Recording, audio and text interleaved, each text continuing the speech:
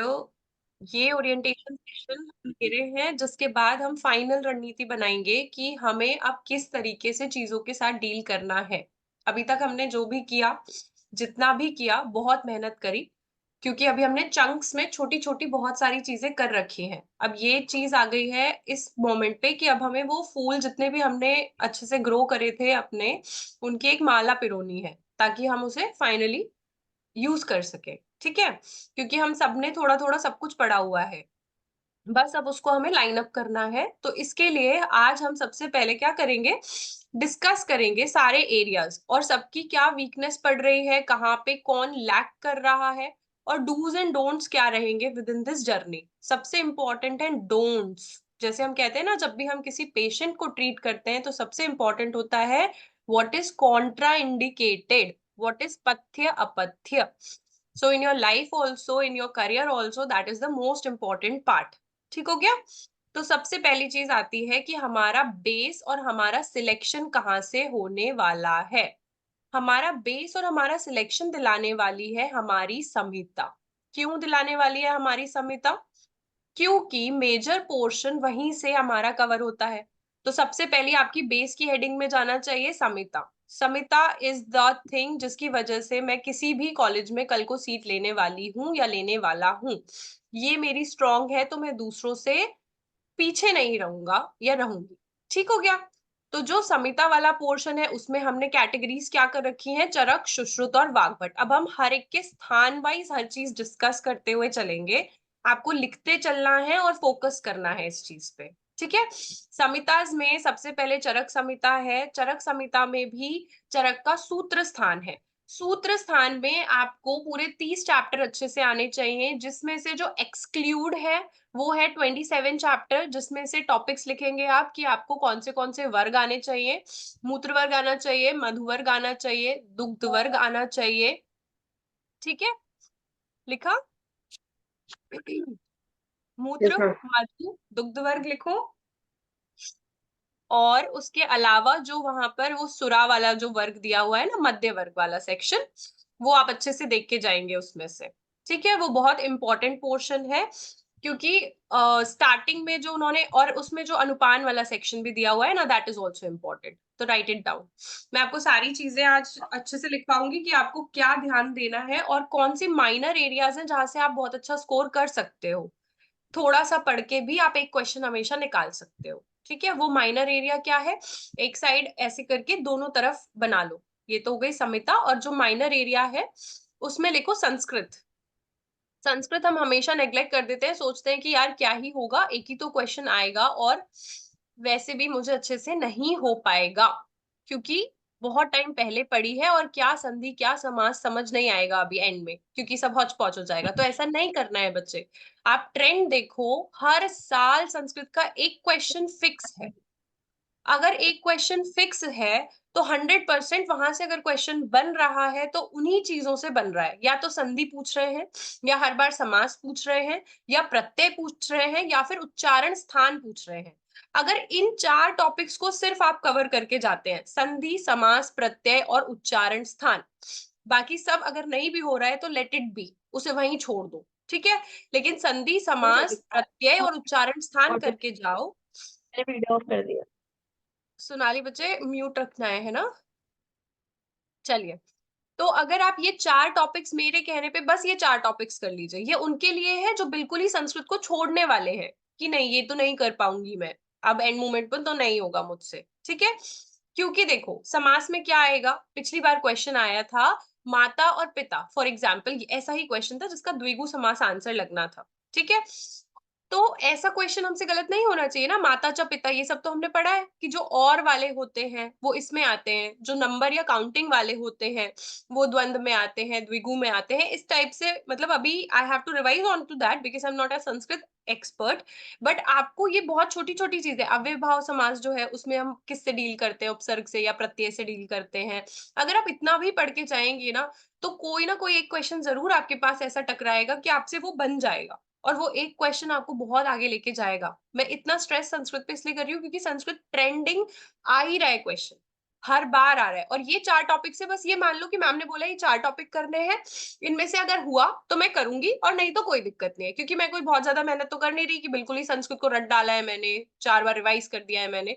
बस मुझे हर दिन 15-20 मिनट निकालने हैं। एक दिन पढ़ना है मुझे क्या, उसके स्थान पढ़ने हैं, इचु यशाणाम, ऋतु रसाणाम, कंठौ, दंतौ, ये वकारस्य कहाँ से होता है, बस वो पढ़ने हैं। एक दिन संधि पढ़ूंगी, एक दिन समास और फिर एक दिन मैं जाके प्रत्यय पढ़ लूंगी। लास्ट ईयर भी प्रत्यय पे क्वेश्चन आया था। ठीक हो गया, ये हो गया हमारा माइनर एरिया। संहिता में हम डिस्कस कर रहे थे चरक वाला। चरक सूत्र स्थान तो होल हार्टेडली पूरा ही कंप्लीट बहुत इंपॉर्टेंट है, जिसमें हम पीछे के चैप्टर्स को बहुत नेग्लेक्ट करते हैं।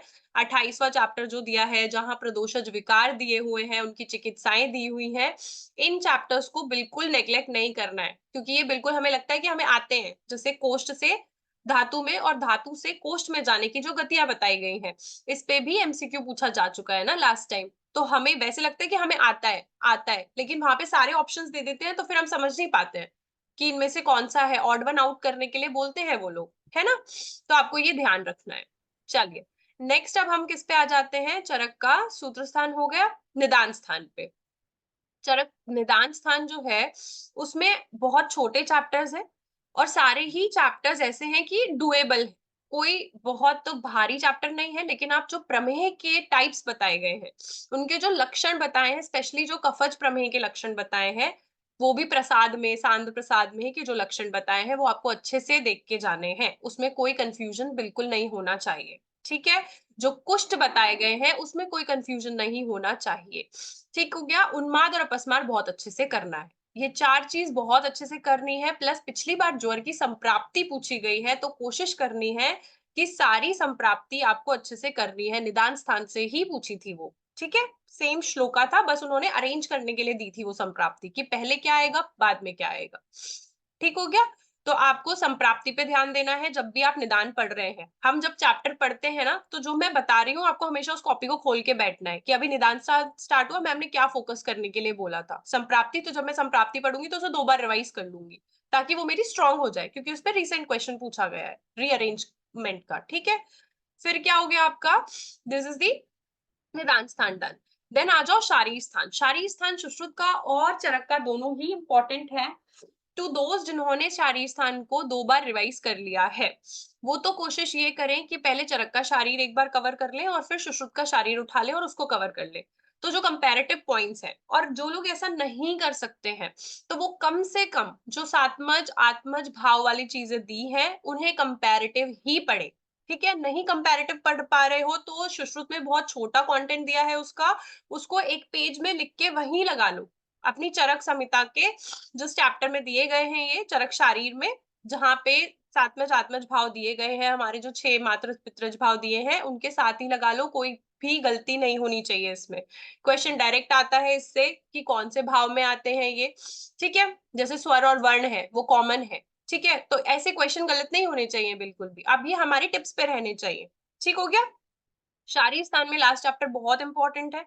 उसके साथ कोई भी, मतलब उसके साथ कोई भी कमी नहीं छोड़नी है। ठीक है, उसके साथ कोई कमी नहीं होनी चाहिए। त्वचा बहुत इंपॉर्टेंट है। कुछ हर चीज के कुछ हाइलाइट्स है ना, जैसे त्वचा बहुत इंपॉर्टेंट है, मातृ पितृज भाव बहुत इंपॉर्टेंट है, लोक पुरुष साम्य बहुत इंपॉर्टेंट है। ये सब के साथ बिल्कुल कमी नहीं छोड़नी है आप लोगों को। आपका नागोदर हो गया, उपशुष्कक हो गया, इनके फीचर्स हो गए, इनकी चिकित्सा हो गई। ठीक है, लीन गर्भ हो गया।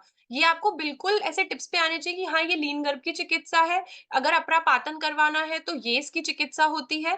इसके साथ गलती नहीं करनी है। और सबसे ज्यादा कंफ्यूजिंग पॉइंट होता है बच्चों के लिए कि जब हमारी स्टेजेस होती है ना, स्टेजेस ऑफ लेबर वाला सेक्शन होता है, और जो हम पढ़ते हैं ऋतुमती के लक्षण क्या होते हैं, ये चीजें ऐसी हैं कि लिख इसलिए लो इनको, जब भी आप पढ़ो चैप्टर तो इनको 2 बार रिवाइज करके ही हटना है।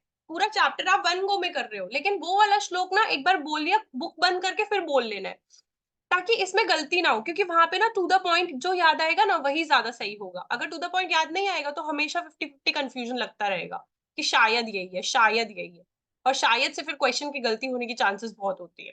ठीक है, जैसे अब स्रोतस पे क्वेश्चन आए थे इस बार विमान स्थान से, तो जो लोगों को ये गाइड किया गया था कि स्रोतस को आप एक बार रिवाइज करेंगे जैसे सबको करते हैं, लेकिन उसको फिर डबल भी रिवाइज करना है। उसी टाइम एक बार बुक बंद करके भी बोल के देखना है, हाँ ये इसका स्थान है और वैगुण्यात पावकस से इसमें आता है। ठीक है? तो वो लोगों का वो स्ट्रॉन्ग रह गया। और आखिरी में भी अगर आप सिर्फ जितने मैं पॉइंट्स अभी बता रही हूँ ना कि इसमें से ये बहुत अच्छे से रिवाइज़ करना है, जो आपके आखिरी 7 दिन बचेंगे ना, तो भी आपको अगर मन करेगा तो आप सिर्फ वही-वही करके जाइएगा। तो उनकी क्योंकि रीसेंट रिविज़न होगा, तो गलती के चांसेस बहुत कम होंगे। ठीक हो गया? नेक्स्ट आ जाते हैं चरक विमान स्थान पे। चरक विमान स्थान पे सबसे पहले तो चरक विमान 5 आपका स्रोतोविमानी अध्याय बहुत इम्पोर्टेंट है। आपका कृमि वाला अध्याय बहुत इम्पोर्टेंट है। आपको ध्यान रखना है तीनों टाइप के कृमिस के जो लक्षण बताए गए हैं, उसके साथ कभी भी गलती नहीं होनी चाहिए, जो भी उसके निदान है और चिकित्सा कैसे करते हैं, ठीक है? और उसका जो शेप्स बताए गए हैं, कौन कैसा दिखता है, राइट? तो उसके साथ गलती बिल्कुल नहीं होनी चरक विमान स्थान में बिल्कुल नहीं होनी चाहिए। जनपदोध्वंस इज़ इम्पोर्टेंट। स्टार्टिंग का जो फर्स्ट चैप्टर है, वो बहुत इम्पोर्टेंट है क्योंकि उसमें अष्टविध आहार विधि विशेष आयतन दिए हैं। क्योंकि वो डायरेक्ट क्वेश्चन वाला है और जब अष्टविध विधि विशेषायतन आप पढ़ते हैं तो कोशिश करें कि सुश्रुत के उत्तर तंत्र में जो द्वादश अशन प्रविचारणाएं दी गई हैं वो भी पढ़े। वहां से भी कभी वहां से क्वेश्चन आ सकता है, ठीक है? और सुश्रुत में जो बताया गया है आपके ये औषध सेवन काल, वो अच्छे से पढ़े, वहां से भी क्वेश्चन आता है, ठीक है? कि कौन सी वायु जब प्रकोपित होती है तो हम कब देते हैं मेडिकेशन, वो भी बहुत इंपॉर्टेंट है। ठीक हो गया? ये हो गया आपका क्या, विमान स्थान। नेक्स्ट आ जाएंगे अपन किस पे अब, इंद्रिय स्थान में आप बेसिक देख लीजिएगा, इतनी बहुत ज़्यादा नीड नहीं है, बिकॉज़ मैं मानती हूँ कि चरक हम सबने अच्छे से की है, इसलिए अभी ओवरऑल इस पे आपको फ़ोकस करना है और बहुत मेजॉरिटी जिस पे फ़ोकस करना है that I have discussed. In case if something is missing I will drop it on the group, okay? Next अगर हम फॉरवर्ड बढ़ते हैं, तो आते हैं चरक चिकित्सा पे, जो सबके लिए सबसे बड़ा क्या रहता है? डर, कि चरक चिकित्सा मैम, ऐसा लगता है कि इतना पढ़ लिया है फिर भी भूलते जा रहे हैं। टाइम भी बहुत ज़्यादा कंज़्यूम कर रहा है। इसके लिए क्या करना चाहिए हमें? तो as I said earlier also I will revise the same thing only. जब भी आप चरक चिकित्सा करेंगे, आपको योग पे सबसे ज़्यादा फ़ोकस करना है। कौन-सा योग वहाँ पे बताया गया है, नंबर 1। नंबर 2 आपको चिकित्सा सूत्र पे फ़ोकस करना है, उसके लिए चिकित्सा सूत्र क्या बताया गया है, ठीक है? और नंबर 3 आपको उस चैप्टर को फुल फ्लेज गो थ्रू करना है। उसके टाइप्स क्या होते हैं और उसका फुल फ्लेज गो थ्रू करना है। जैसे उदर रोग है, मैंने आपको बताया था और फ़ोटो भी डाली थी मैंने, कि आप उदर लो रोग लिखो, उसका लक्षण लिखो, उसकी चिकित्सा लिखो, ऐसा टैबुलर फॉर्म बना लो। तो वो रिविज़न करने में बहुत ईज़ी हो जाता है। हिक्का श्वास है, तो डायरेक्ट उनके आपको भेद लिखने हैं और उसके बाद उसका लक्षण लिखना है। क्योंकि लक्षण से प्रॉपर वहां से प्रोपरेट क्वेश्चन बनता ही बनता है। और पूर्व रूप पे बहुत अच्छे से वहां कमांड रखनी है। जैसे हमने देखा चरक निदान में हम संप्राप्ति पे कमांड रखेंगे, वैसे यहाँ पे हमें पूर्व रूप पे कमांड रखनी है, योग पे कमांड रखनी है और अपना चिकित्सा सूत्र पे कमांड रखनी है, ठीक है? रसायन अध्याय है, अच्छे से करो सारा। वाजीकरण है, तो जो लास्ट चैप्टर में शुक्र वाले लक्षण दिए गए हैं, ठीक है? वो अच्छे से करने हैं कि जो शुक्र होता है वो कौन-सा वाला अच्छा होता है, कब उसकी प्रवृत्ति नहीं होती है, उसकी अप्रवृत्ति के कारण क्या होते हैं या उसकी प्रवृत्ति के कारण क्या होते हैं, ये बहुत अच्छे से आने चाहिए। उसके गुण क्या होते हैं, वो बहुत अच्छे से आने चाहिए, ठीक है? वाजीकरण में बाकी चीज़ें अगर आपको अच्छे नहीं हो रही है तो भी चलेगा, लेकिन शुक्र के ये लक्षण अच्छे से आने ही चाहिए आपको। ज्वर बहुत अच्छे से आना चाहिए। स्टार्टिंग के 10 चैप्टर्स में तो कोई कमी नहीं छोड़नी है। मतलब शतशीन तक आई विल से 11 चैप्टर तक कोई कमी नहीं छोड़नी है। फिर आई हैव ऑलवेज़ मतलब टोल्ड यू कि आपको 13 चैप्टर अच्छे से करना है, दैट इज़ उदर रोग अध्यायम। उसके बाद आपको 15 चैप्टर अच्छे से करना है, 16 अच्छे से करना है, गृहिणी एंड दैट पांडु रोग अध्याय। फिर उसके बाद तीनों सीक्वेंस में चैप्टर आपके हिक्का श्वास वाले आ जाते हैं, कास आ जाता है और अतिसार आ जाता है, ठीक है? छर्दी में मनःशिला वाला एक योग दे रखा है, वो अच्छे से देख लेना। अगर आपने पहले छर्दी अच्छे से पढ़ा है, तो एक बार रिवाइज़ करते हुए चलना। अगर आपने नहीं पढ़ा है, तो बस छर्दी के टाइप्स अच्छे से पढ़ना एक बार, ठीक है? और एक मनःशिला वाला एक योग दिया है, वो अच्छे से पढ़ के जाना वहाँ पर। कहाँ पे यूज़ करते हैं, कहाँ इंडिकेटेड है, ठीक है? फिर आप आगे बढ़ेंगे, आगे जब भी बढ़ेंगे तो व्रण वाला चैप्टर अगर आपका आ रहा है, तो आपको व्रण के टाइप्स पढ़ने हैं। उसका उपद्रव कितने होते हैं, ठीक है? टोटल व्रण के उपक्रम कितने बताए हैं, वो आपको पढ़ना है। व्रण स्त्राव का नंबर क्या बोला है, ये छोड़ना नहीं है क्योंकि बड़ा चैप्टर है, आप सब कुछ छोड़ रहे हो तो ऐसे नहीं होता है। कुछ ना कुछ कहीं न कहीं से ज़रूर रिलेट होकर आपका आता है, ठीक है? वो छोड़ना नहीं होता है हमें। विष चिकित्सा पढ़ के जाना ही जाना है, ठीक है? वात व्याधि बहुत इम्पोर्टेंट है, वो तो करना ही करना है। योनि व्यापक करना ही करना है और वातरक भी करना ही करना है। उरुस्तम को छोड़ के नहीं जाना है। क्योंकि ये चिकित्सा स्थान की सबसे these are the heart of चिकित्सा स्थान। मतलब मैं बोलूँगी कि चरक चिकित्सा का जो आपका आई थिंक 26 चैप्टर है या फिर 27, 26 या 27 में से जो भी चैप्टर है ना आपका त्रिमर्मीय से रिलेटेड वाला जहाँ उदावर्त दिया हुआ है, उसमें आप उदावर्त पढ़िए, आप उसमें से हृदय रोग पढ़िए, उसमें से आप सिर्फ योग पढ़िए कि महामायूर कहाँ पे देते हैं, मायूर कहाँ पे देते हैं, सिर्फ उसका इंडिकेशन पढ़िए, कहाँ पे क्या दिया जाता है। बहुत डीप नहीं जा पा रहे हैं, तो उसे जाने भी दे सकते हैं, कोई दिक्कत नहीं है। लेकिन उदावरत अच्छे से करके जाना है, उसके उपद्रव पे हर बार क्वेश्चन ज़्यादातर देखा गया है, इन ट्रेंडिंग देखा गया है, ठीक है? नेक्स्ट आप किस पे आ रहे हैं? आप सिद्धि स्थान पे। सिद्धि स्थान में सिद्धि स्थान बहुत अच्छा है, बहुत वास्ट भी नहीं है, सिर्फ 12 चैप्टर है, उनको अच्छे से करना है जिसमें भी वमन, विरेचन, व्यापद, बस्ती व्यापद पे बहुत फ़ोकस करना है। मैंने पहले भी कहा था, मैं अभी भी कह रही हूँ, आपको वो फ्लो चार्ट्स प्रिपेयर करने ही हैं कि कौन से गुण की वजह से क्या व्यापद हुआ और चिकित्सा हमने क्या दी है, ठीक है? तो वो फ्लो चार्ट आपको उसके प्रिपेयर करने हैं, अभी भी नहीं किए हैं तो भी टाइम लेके कर लो। क्योंकि उससे याद करने में बहुत ईज़ी हो जाता है कि गुरु उसका कोष्ठ था लेकिन हमने उसको लघु वाली दे दी बस्ती तो उसको ये हो गया। परिकर्तिका है तो उसकी चिकित्सा क्या होती है? डायरेक्ट पूछी जाती है वो तो हमेशा से ही। तो इस तरीके से आप उसके फ्लो चार्ट्स नहीं तैयार कर पा रहे, डायरेक्ट याद हो रहा है ठीक है। अगर नहीं हो रहा है तो फ्लो चार्ट बना लो। उससे बहुत हैंडी हो जाएगा और आपको अच्छे से याद भी हो जाएगा वो चीज़। नेक्स्ट इज़ जो उसमें एनिमल के लिए जो बस्ती वाला बताया, निरूह बस्ती, अनुवासन बस्ती हम कहाँ पर देते हैं, वो बहुत अच्छे से करना है। जो लास्ट चैप्टर उसका बताया गया है, यापना बस्ती का जहाँ वर्णन किया गया है, वो अच्छे से करना है।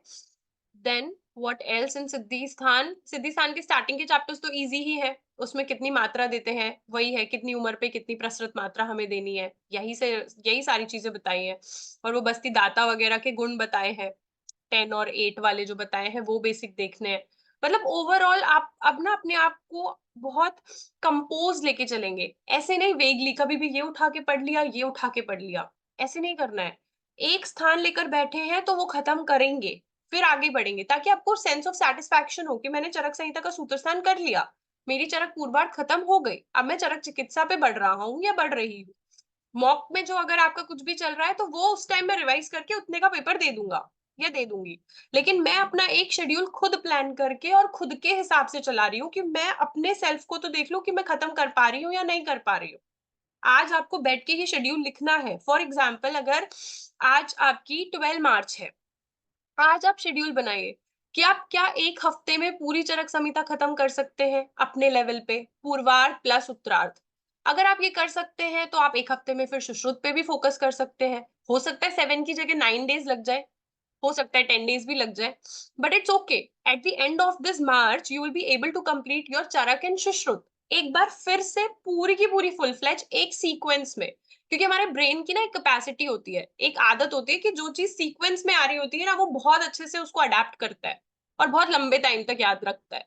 लेकिन जो हम ऐसा कर लेते हैं ना कि यहाँ ये टेस्ट आ गया तो आज ये पढ़ लिया, वो आ गया तो वो पढ़ लिया, लेकिन हमारा कुछ नहीं चल रहा है इन बिटवीन। मतलब हमने अपने लिए कुछ भी सेल्फ प्लान नहीं कर रखा है। कहते हैं ना सेल्फ स्टडी की आखिरी में हमें ज़रूरत होती है, तो सेल्फ प्लानिंग भी तो होनी चाहिए, तभी तो सेल्फ स्टडी होगी, है ना? कस्टमाइज्ड अप्रोच भी तो होनी चाहिए। समझ आ रहा है? या फिर सिर्फ मैं वचन कीर्तन कर रही हूँ, प्रवचन चल रहा है? यस मैम आ रहा है। ठीक है। तो आप लोगों को आज सबसे पहले तो प्लान करना है अपने लिए कि हर किसी का पोटेंशियल अलग होगा। मैंने अपने लिए पूरा प्लानिंग लिखा हुआ था। अभी I have got that notebook from my house. I will post those pictures. अभी तो इट इज़ पैक्ड ओनली, जिसमें मैंने पूरा 1 महीने का बनाया था। मैंने 1-1 हफ्ता लिया था, तीनों संहितास के लिए लगाया था, जिसमें वाग्भट के लिए मैंने सिर्फ 3 डेज़ रखे थे। 1 वीक लिया था मैंने, 7 डेज़ का टेन्योर लिया था कि मैं अपने लेवल पे पूरी चरक फिर से कंप्लीट करूँगी, पूर्वार्ध प्लस उत्तरार्ध। अपने लेवल पे पूरी सुश्रुत कंप्लीट करूँगी, फिर वाग्भट कंप्लीट करूँगी। उसके बाद मैं माइनर्स के इम्पोर्टेंट पे जाऊँगी। माइनर संहिता प्लस माइनर सब्जेक्ट्स को मैं पैरेलल लेके चलूँगी, क्योंकि सब्जेक्ट को कंप्लीट करने के लिए मेरी एक ही टारगेट था कि मुझे सब्जेक्ट करने के बाद उसे बार-बार करना है। अगर मैंने पेपर से पहले 4 से 5 बार एक बार सब्जेक्ट चले गए मेरी आँखों के सामने से, तो 100% मेरा क्वेश्चन गलत नहीं होगा। अगर आप ये सोच रहे हैं कि मैंने एक बार सब्जेक्ट कर लिया और मुझे लंबित समय तक याद रहेगा, तो ऐसा नहीं होने वाला है। क्योंकि पूरे साल तो आप संहिता पढ़ रहे थे ना, तो सब्जेक्ट ऐसे कैसे आपको रिज़ल्ट दे सकता है? पढ़ रहे थे क्या पूरे साल आप सब्जेक्ट? ऐसा नहीं था, पूरे साल आप सब्जेक्ट को थोड़ा चंक्स में पढ़ रहे थे। वो भी इसलिए क्योंकि आपके वो पारिक वाले सेशंस हो रहे थे, जहाँ पे मैं आपसे कभी रसशास्त्र पूछती थी, कभी शारंदर पूछती थी, कभी भेषज या द्रव्य गुण पूछती थी। तो उससे क्या होता था कि कुछ ना कुछ आप टच में थे। लेकिन अब आपको सब्जेक्ट्स के साथ वफ़ा करनी है। आप अपने लिए एक शेड्यूल बनाइए। जब भी मॉक आने वाला है ना, सिर्फ़ उस दिन आपको मॉक को पढ़ना है सुबह से, कि आज मेरा मॉक टेस्ट है, इस वाले दिन को छोड़ देता हूँ या देती हूँ और फिर जो मेरा शेड्यूल चल रहा है मैं उसको फ़ॉलो करूँगी। आज अगर आप अपना शेड्यूल बनाएँगे और उसे फ़ॉलो कर लेते हैं अंत तक, तो आपके अंदर ऐसा होगा कि मैंने एक ऐसी साइकिल थी जो अपने लेवल पे पूरी करी और ऐसी कई साइकिल थी जो मैंने दूसरों के लेवल पे पूरी करी थी। मॉक के फॉर्म में, ओरल टेस्ट के फॉर्म में या किसी अदर फॉर्म में, ठीक है? तो वो एक साइकिल जो सबसे सैटिस्फैक्टरी साइकिल होगी वो आपको बहुत मतलब I can not express but वो आपको बहुत ज़्यादा आउटपुट देगी। क्योंकि वो एक सीक्वेंस में आई होगी आपके ब्रेन में और सब कुछ पढ़ने के बाद अब रिविजन के तौर पे आई होगी। तो वो बहुत ज़्यादा इफेक्टिव रहेगी हमेशा। हमेशा इस बात को याद रखना है। अगर आप मेजर संहिता के लिए भी इतना कर देंगे ना, तो आई विल बी लाइक हाँ, you are there, you are in the list. ठीक है? उसके बाद आपको क्या करना है, चरक का कल्प स्थान करना है। चरक के कल्प स्थान में सारे के सारे योग के बारे में वरी नहीं करना है कि किसके साथ कितने योग होते हैं। That is not constant. ठीक है, वो आपको याद होते हैं, अच्छी बात है। नहीं भी याद होते हैं तो उस पे स्ट्रेस नहीं करना है इतना कि मैम मुझे याद नहीं हो रहे दूध के साथ कितने योग होते हैं, पुपुलिका के कितने हैं, किसके कितने हैं, इट्स ओके। ठीक है, वो एक बार ही आया था ऐसा क्वेश्चन, लेकिन उसमें भी उन्होंने इतना हिंटेड दिया था कि अगर आपने एक बार गो थ्रू करे होंगे तो वो आपको समझ में आ जाता है। लेकिन पर्याय बहुत अच्छे से करने हैं हमेशा, हर एक चैप्टर के। उसकी जो मेन लाइन्स हैं, लक्षण वाले रूप में या यूसेज कहाँ पे है उसका, जैसे 4 से 12 साल के बच्चों में हम आरक-वद को यूज़ कर रहे हैं, किस फॉर्म में यूज़ कर रहे हैं। फिर उसका प्रयोज्यांक बहुत अच्छे से याद करना है, उसमें कोई भी दिक्कत नहीं होनी चाहिए। ठीक है, ये क्वेश्चन आ चुके हैं क्योंकि जीमू तक के लिए पूछा गया है ये, कि उसका प्रयोज्यांक क्या होता है और उसकी मात्रा कितनी होती है। तो इनके साथ कभी भी गलती नहीं करनी और वो भी कभी-कभी क्या होता है ना, वो सिनोनिम के नाम से बोलेंगे आपको, तो सिनोनिम कभी भी गलत नहीं होना चाहिए, ठीक है? तो कल्प स्थान हो जाएगा। ये हो गई आपकी चरक साम्यता कंप्लीट। डन? किसी की कोई क्वेरी है?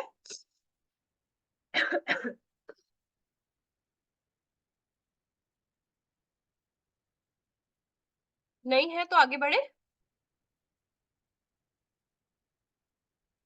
बच्चे इसे टू वे रखेंगे, है ना? We have to interact because ये आपके लिए ही है ना सेशन।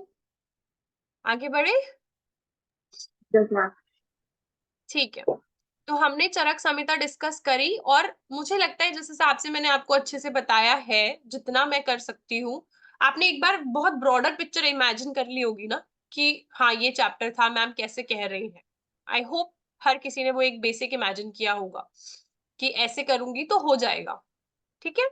चलिए अब आते हैं हम सुश्रुत संहिता पर। सुश्रुत संहिता में ऐसा है कि हम पढ़ते तो हैं, लेकिन हम उतना टाइम नहीं इन्वेस्ट कर रहे होते हैं। हम सबसे ज़्यादा चरक पे टाइम इन्वेस्ट कर रहे होते हैं, ठीक है? तो मैं उस एस्पेक्ट से लेके चल रही हूँ। हो सकता है किसी ने अच्छा टाइम भी इन्वेस्ट किया हो, बहुत अच्छी बात है, बट मैं सारी कैटेगरीज़ को कवर करते हुए चल रही हूँ, ठीक है बच्चे? सॉरी। सुश्रुत संहिता में सूत्र स्थान जब आप शुरू करेंगे, तो 1 से 27 चैप्टर्स तक आपके अच्छे से होने चाहिए। ठीक है? जहाँ से वो अरिष्ट-अरिष्ट वाले अध्याय शुरू होते हैं ना, उनको जाने देना है।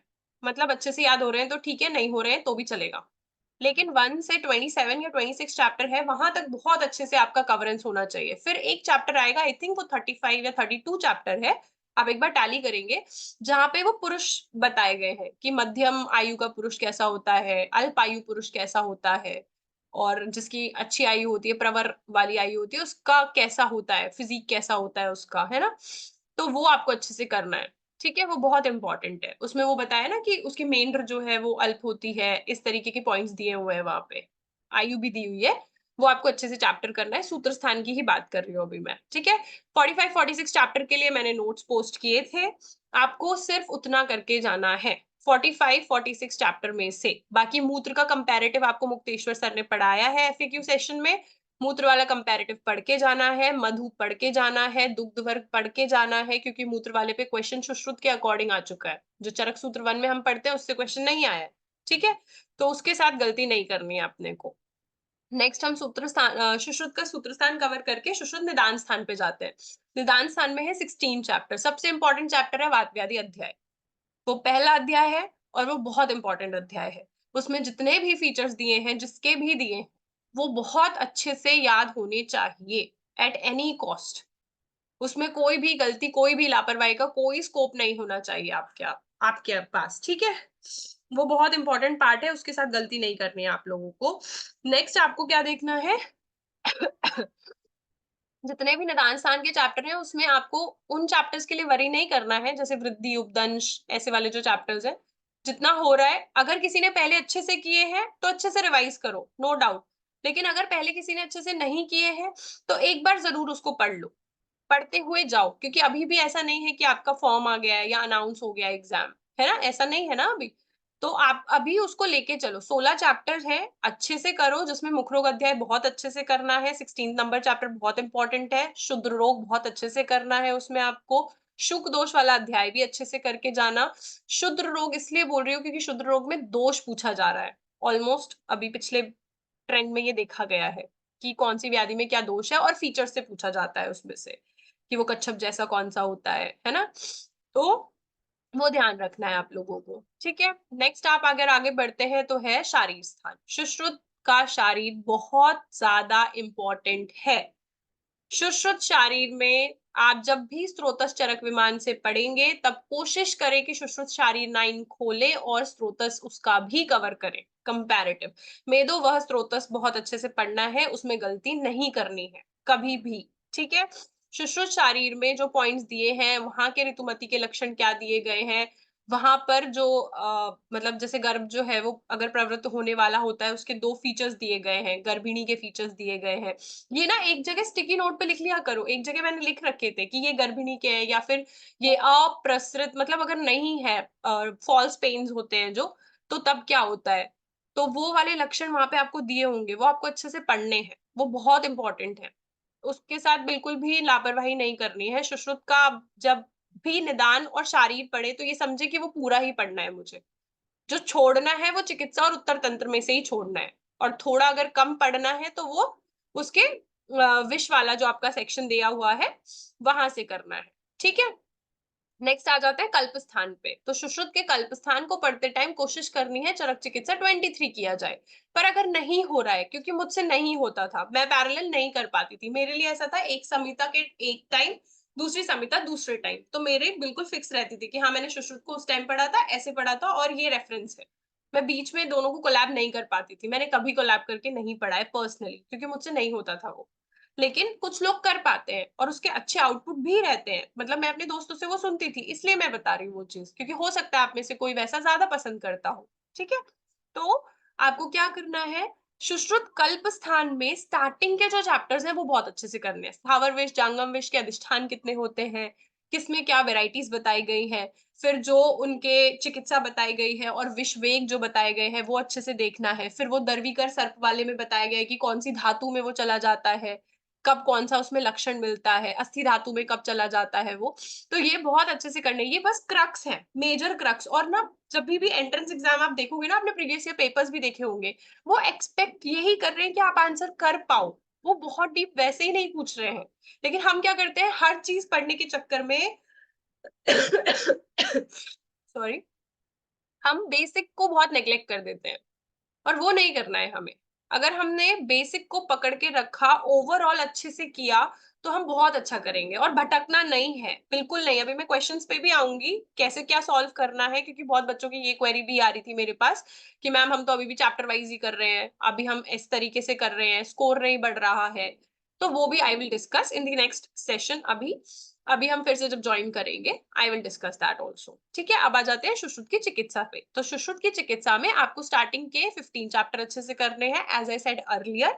और उसके बाद लास्ट के वो जो 5 या 10 चैप्टर हैं, जहाँ से स्नेहन स्वेदन शुरू होता है, जिसमें भी लास्ट में जो आस्थापन बस्ती का बताया गया है, दिन में, रात्रि में देने का, वो सारी चीज़ें अच्छे से करनी है आपको। ठीक है? उसके बाद नेक्स्टली वहाँ पे बताया गया है आपका लास्ट में रिगार्डिंग द नस्य धूम्रपान वाला जो सेक्शन बताया है। गंडूश, धूम्रपान लास्ट चैप्टर है वो उसका। वो बहुत अच्छे से करना है। वो बहुत इम्पोर्टेंट चैप्टर है। वहाँ पे बिल्कुल बताई गई है कि आपकी मटर के समान किसमें मात्रा होनी चाहिए।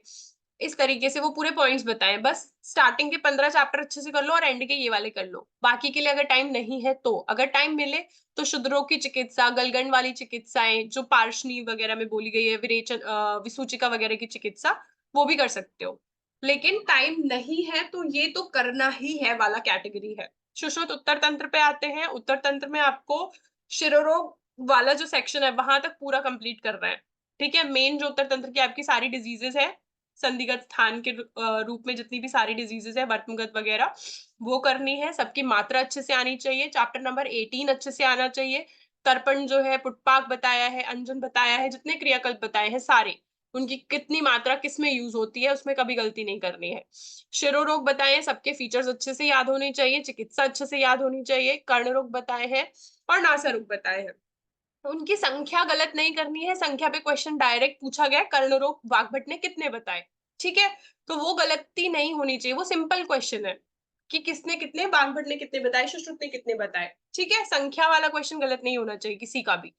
देन मात्रा का क्वेश्चन गलत नहीं होना चाहिए। संदिग्ध रोगों में तर्पण की कितनी मात्रा होती है, ठीक है। उसके बाद आप आ जाएंगे एंड वाले सेक्शन पे। उत्तर तंत्र जो है उसमें लास्ट में आपको अपस्मार उन्माद वाला सेक्शन दिया हुआ है और द्वादश श्वसन प्रविचारणाओं वाला सेशन दिया हुआ है और वहीं पे आपको औषधि काल भी दे रखा है। वो आपको एंड एंड वाली चीजों में करना है। बाकी ज्वर, रक्तपित्त और ऐसे करके सारे चैप्टर्स दिए हैं, तो उसमें से बस आप पलटो और कुछ इंपॉर्टेंट पॉइंट लगते हैं तो वो पढ़ते जाना है उसमें से। ठीक है, बहुत डीपली जागने की जरूरत नहीं है उसमें। ओके, और जिसने पहले पढ़ा हुआ है वो एक बार देख सकता है, लेकिन बहुत ज्यादा टाइम उसमें इन्वेस्ट नहीं करना है क्योंकि वो इतना कॉस्ट इफेक्टिव नहीं है। ठीक है, इसके बाद अभी हम वागबट डिस्कस करेंगे। अभी आप 5 मिनट बाद ज्वाइन करेंगे इसे। ठीक है बच्चे, और कोई भी क्वेरी हो तो आप वो लिखेंगे अभी।